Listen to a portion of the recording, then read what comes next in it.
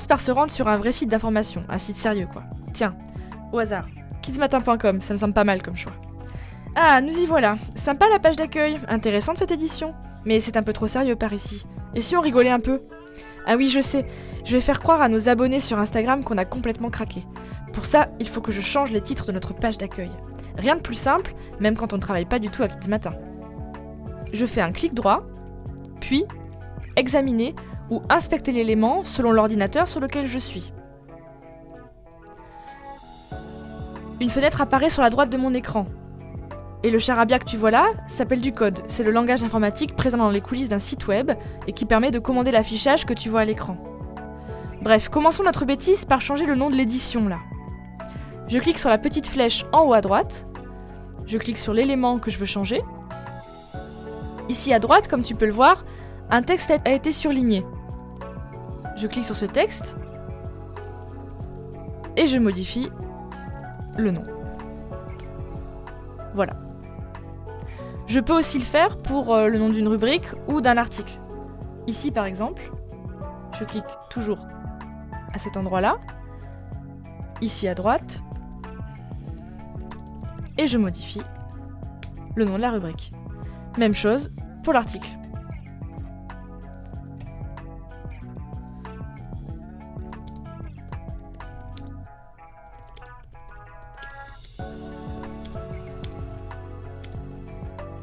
On peut évidemment renouveler l'opération pour toute la page d'accueil.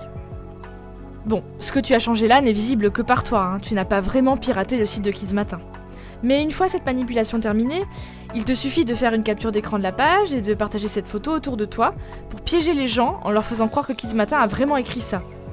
Comme peu de monde connaît cette manipulation, les internautes pourront facilement se faire piéger et se dire que Kids Matin a totalement craqué et n'est pas du tout un site sérieux en fait. Attention tout de même, ce qu'on vient de t'expliquer est totalement illégal si tu en partages le résultat. Pour que tu comprennes bien quels effets peut avoir une bêtise réalisée en quelques clics comme celle-ci, on est allé rencontrer Camille.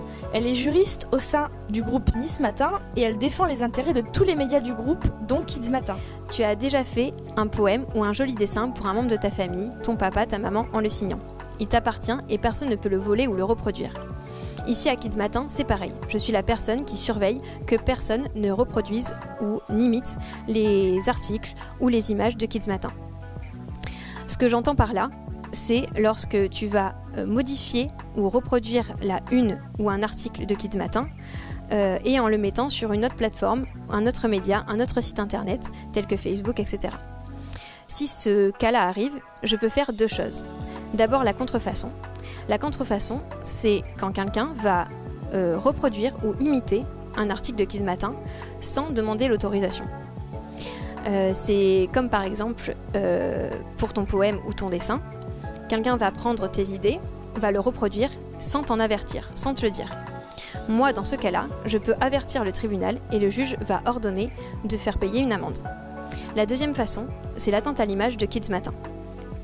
Dans ce cas-là, c'est quand une personne va reproduire ou imiter et surtout se faire passer pour Kids Matin. Dans l'exemple que tu as montré tout à l'heure, Sandrine, c'est lorsque tu vas modifier l'article, tu vas modifier le titre sans demander l'autorisation de Kids Matin et tu vas le mettre sur un autre média, un autre site internet. Dans ce cas-là, moi, je peux saisir de nouveau le tribunal et le juge va ordonner la suppression de la copie et faire payer des amendes.